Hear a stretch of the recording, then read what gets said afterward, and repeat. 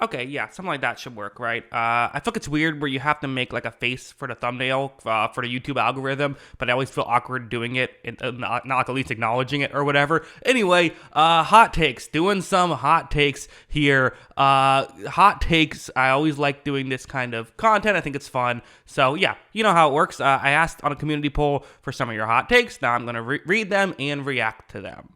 Right off the bat, this one would make everybody mad. The Chiefs will look similarly disappointing until the playoffs, but Mahomes will drag his team kicking and screaming and find a way to win the Super Bowl, and the help of some refs wouldn't hurt. Listen, I don't know about the whole conspiracy theory refs are out to help the Chiefs, all that stuff. I don't believe in it. I think superstars tend to get an extra call or two, but I also think, there's a lot of reasons why people have that narrative. But the main point of can the Chiefs win listen, the Chiefs can absolutely win a Super Bowl without getting better. They're still in the thick of things, 4-1 seed as we speak right now, even with this current situation. So like, why couldn't they potentially win a Super Bowl? Yeah, it's absolutely possible for the Chiefs to to make it happen. To the point where I'm not even sure if it's that hot of a take. A lot of takes that didn't make the list weren't that hot.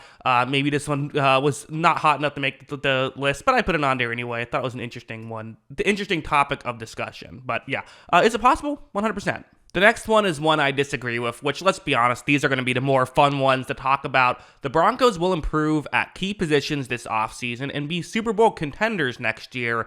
I guess my question is, how? How are they going to improve at key positions? How are they going to make, to me, I think like they could use a couple more receivers, things like that. You can draft now. I do believe they have their first round pick now, so they have that as an opportunity. So there you go. But finally have that. But that's going to be the main way you can improve is through the draft. They're currently $42 million over the salary cap next year. So the Russell Wilson, that's the thing about Russell Wilson, right, is he's playing much better this year, but he still isn't playing like an elite quarterback. And when you're paying him $50 million a year, it makes it really hard. You can be good with a contract like that, but it makes it really hard to be great. And that's why on this channel, I kind of always harp on these quarterback contracts, and people will say, well, he's a good player. Don't you want to make sure you have a good quarterback? Well, not if that means you can't ever be great. I think the Broncos could be a playoff contender next year, but Super Bowl contention just feels really tough unless Wilson goes back to being Seattle Russell Wilson, which, played better this year. He hasn't been a top 5 quarterback this year. Maybe you could argue in this season because it's been a weird year, but like he hasn't had an MVP caliber season this year by any stretch of the imagination. And I would still say hasn't been a top 5 quarterback. I don't know if he's been a top 10 quarterback. He needs to be a top 5 quarterback for them to be a Super Bowl contenders, I think. So I would disagree. Next take, Eagles are losing first round into playoffs. I'm a diehard Philly fan, and this hurts. I'm not sure if the pun was intended with Jalen Hurts, but I don't know about that. I think, listen, is Philadelphia's record maybe a touch fraudulent? Probably. It's probably a touch fraudulent. But at the same time, for them to lose first round, I'm assuming that means we're talking wild card round, not the first game they play in. So that would mean that they lose the 1 seed to San Francisco. They would still probably end up, I think, as the 2 or the 3 seed. Even if they lose the division and fall to the 5 seed, that actually might be better because then you're going to be playing the whoever wins the NFC South, which I think they would smoke. Or you're playing Green Bay or Los Angeles or maybe Minnesota. I think they would be easily favored in all those games. Green Bay's the one you could look at as a potential upset, but I don't know. I think Philadelphia is still a Super Bowl contender. I still think there's a lot of great, talent on that roster, and I would probably still put them as the second best team in the NFC behind San Francisco. So, no, I think that's a hot take. I think that, don't worry, Eagles fans. I know it's a tough loss against the Niners, but I think you'll be okay. This one's interesting because it feels scorching hot, but I don't know how wrong it is. It might actually be right. Mac Jones can be good again for another team. On surface level, it makes you say, what? No, of course he can't. Mac Jones has been terrible this year, but Mac Jones was legitimately good as a rookie. And we've seen with Baker Mayfield, right? You put him in a bad situation, he looks awful, but put him in a good situation and he looks solid. He looks like a top 15-ish quarterback for the Tampa Bay this year, 15 to 20 range. Can Mac Jones do that? I think it's reasonable. One of the things I talked about with Kyle on the podcast is Mac Jones is kind of known for, when he's in a good situation, being able to put the ball in the right area. The Patriots have basically asked him to be Lamar Jackson out there, and it's like, well, what is he supposed to, like, that's not his game. Like, he can't make the whole offense run by himself. So I still think that I wouldn't, if I'm a team, I'm not going out and getting Mac Jones as like a plan A, but I don't know. If you're the Miami Dolphins, he would not be a terrible backup, I don't think. Here's one I strongly disagree with. Josh Allen is not a franchise quarterback. Listen, the thumbnail for last Hot Takes show I made was preseason, where what the title was, what the take was, is that the Bills wouldn't make the playoffs. And, well, looking like that could be possible. That being said, Josh Allen is not a franchise quarterback, I think is just not true. I think Josh Allen is a superstar quarterback, and I don't know why everyone hates Josh Allen. I don't get it. I was a hater of Josh Allen early on when people were, I thought his first year he was good. People kind of overrated him then.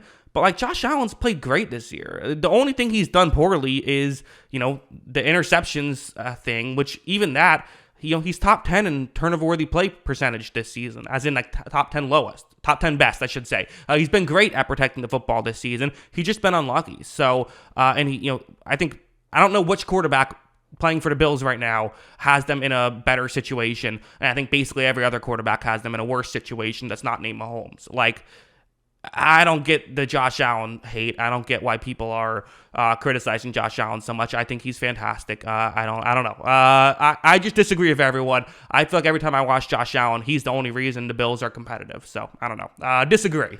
Justin Herbert is still better than Tua. This one's kind of fun. So it's interesting how, right off the bat, I think Dolphins fans are doing a bit of a victory lap because of how much criticism the Dolphins got when they drafted Tua over Herbert, and Herbert was amazing as a rookie. Very similar to the Bryce Young, CJ Stroud thing this year. But then Tua's gotten better and better and better, and Herbert's kind of just stayed very good.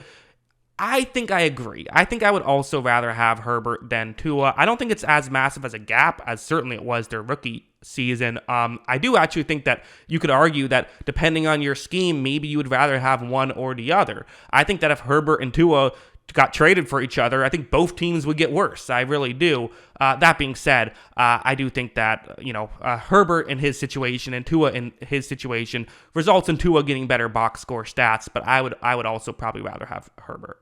Jordan Love is going to play the 49ers in the playoffs, and just like how Brett Favre could never beat Dallas, but Aaron Rodgers could, I think it is going to be the same with the 49ers, that Jordan Love will beat the 49ers unlike Rodgers. I love this take. I don't know if I agree with it, but I think it's very fun. How wild would it be if Jordan Love in his first year gets past the 49ers, which is possible. I mean, it's not, for one thing, it could happen right off the bat. If the Packers get the 7 seed and the Niners are the 2 seed, could happen right there. How fun would that be? Maybe the Packers would have to go on a run, which also still seems plausible. If the Packers can beat the Lions, if they get the 6 seed, they would play the Lions probably, win that game. Maybe if they can upset the Eagles, if they get the 1 seed, then, play the Niners in the conference championship game.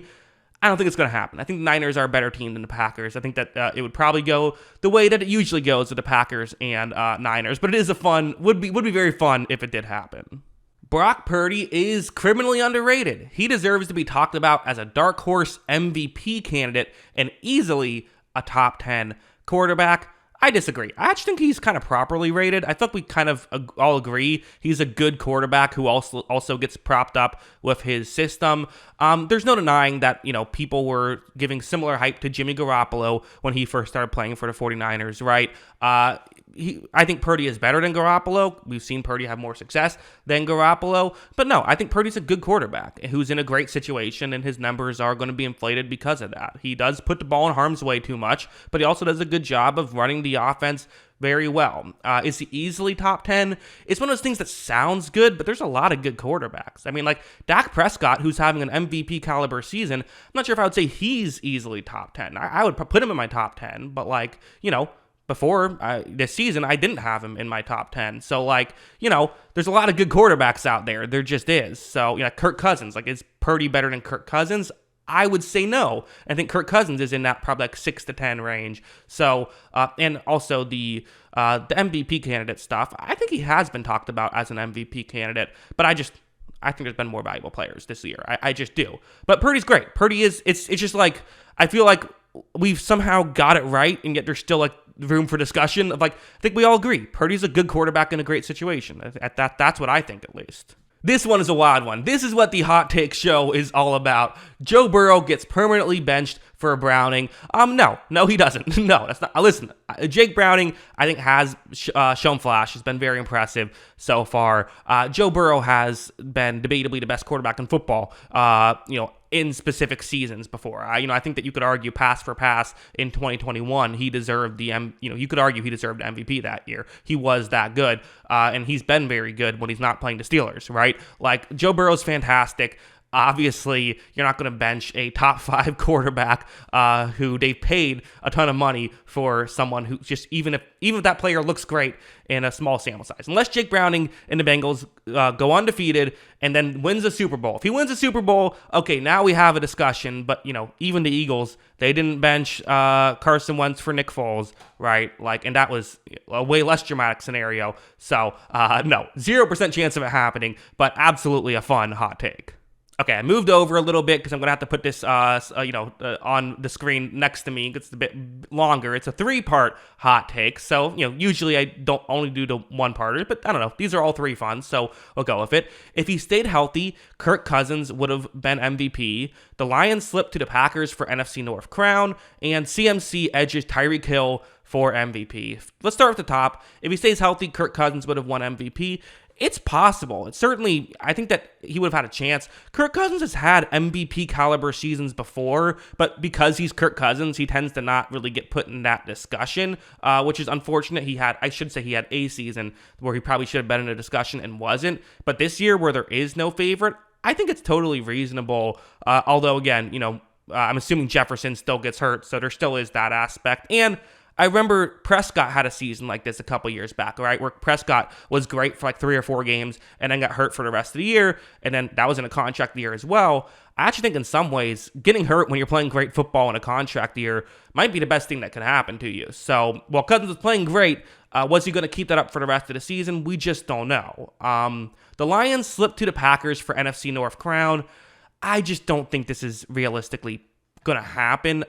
It's possible, I suppose. It is possible. And in fact, when I did my ESPN playoff prediction thing, I had the Lions only 2 games ahead of the Packers, so maybe there's some hope there, but that's still a lot of ground you have to make up for Green Bay, and the Lions would have the tiebreaker even if that happened. So I think it's really tough. I think the Lions, I think they get in. I think the Lions are gonna win it, unless the Lions have this collapse where they completely fall apart.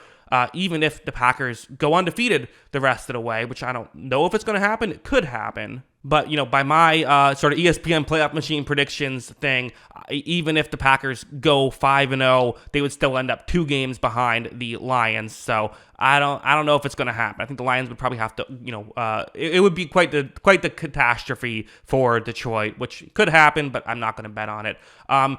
Christian McCaffrey is not going to win MVP. It's just not going to happen. For one thing, I don't think he's going to win Offensive Player of the Year. I think Tyreek Hill, if he gets 2,000 yards for the first time in NFL history, if you break a record, you're probably going to win the Offensive Player of the Year. And they're not going to give it to a running back. There's no way it's going to happen in 2023. I know it's quarterbacks are going to win the award. It is what it is. Quarterbacks are more valuable than even the most valuable running back. But, again, all fun takes, even if I disagree with 2 out of 3. And I think the third I, only half agree with. But, hey, it's a hot take. Everyone shouldn't agree with it, right? That's part of the fun of the hot take show. Okay, 2 more that I'm going to put together because they're both kind of similar, both involving Mike Tomlin. One is that the Steelers should fire Mike Tomlin. They have more playoff victories than only 5 other franchises in 12 years. They haven't won a playoff game since 2016. It's almost unheard of for a coach to go 6 or 7 years without a playoff victory and retain their job. Nonetheless, for a team that fancies itself a premier franchise in the NFL, enough is enough. Also, overall, Mike Tomlin is just a mediocre coach who walked onto a stacked team with a generational quarterback. He is Barry Switzer, but they kept him around for 18 years, and if you know me, you know I disagree. I think Mike Tomlin's an amazing coach. To me, this is kind of the classic thing I hear people talk about a lot, where you kind of act like a coach is the only aspect of the team. It's wins and losses for a coach. That's kind of what they get judged on. Mike Tomlin himself said, him in the quarterback position, which was Kenny Pickett that day, we get judged on wins and losses. That's kind of how it works. And on one hand, you win a Super Bowl, well, then you get all that praise. He's won a Super Bowl, so he gets all that praise.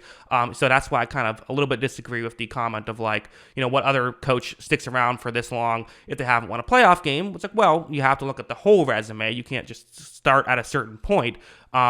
The other aspect is look at the teams he's had to coach. If you want to say, got lucky with, Ben Roethlisberger, sure, he had a quarterback that was capable of winning a Super Bowl. He wasn't Peyton Manning, right? But Roethlisberger was great. Roethlisberger was a guy who was able to win a Super Bowl and won one of them with Tomlin. That obviously helps out as a head coach. At the same time, though, if you're going to say that, you have to also look at the quarterbacks he's had since Roethlisberger, and even the past couple of years, once Roethlisberger, wasn't the same anymore. I mean, to me, I don't know what coach is getting a playoff win with the rosters Dave's had the past, 5 years or so. So, sure, there were a couple of disappointing playoff moments in Tomlin's career. There's no denying that, and I actually don't even. You can make the argument, listen, Tomlin's a great coach, maybe even trade him, right? Try to get some value for Mike Tomlin, trade him to another team that's ready to be competitive now and say, you know what, it's just the issue with Tomlin is we keep going 9-8 when our team is only, a 5-win caliber team and we can't get a quarterback this way. I think there's some arguments to be made there that it could actually hurt the team despite him being a good coach, but I completely disagree that they should fire him because he's a bad head coach. I think he's a really great head coach, and I think that he's, shown that consistently because there's no team that, if you look at the analytical power rankings and things like that, no team consistently overperforms where they should be ranked like the Steelers. They're the one team that always overperforms, and I think maybe it's just luck year after year. I think Tomlin has a lot to do with it. So I disagree, but I do understand the argument at play. But yeah, I don't know. I think he's a great head coach. But yeah, those are my thoughts on your hot takes. There were plenty more I couldn't get to. It's already kind of a longer video, so maybe I'll make a part 2 at a certain point. I was going to just let this sit for a couple of days and then record it, but then all of a sudden I had a bunch of great comments right away, and I was like, oh, okay, well, I should just make the video now. But yeah, so sorry if I didn't get to yours. Possible you left a comment after I recorded this video, but either way, thank you for everyone who commented, and thank you for watching. If you watched this, I do appreciate it. Let me know your thoughts in the comments below. Always love hearing from y'all, and of course, as always, thanks for watching.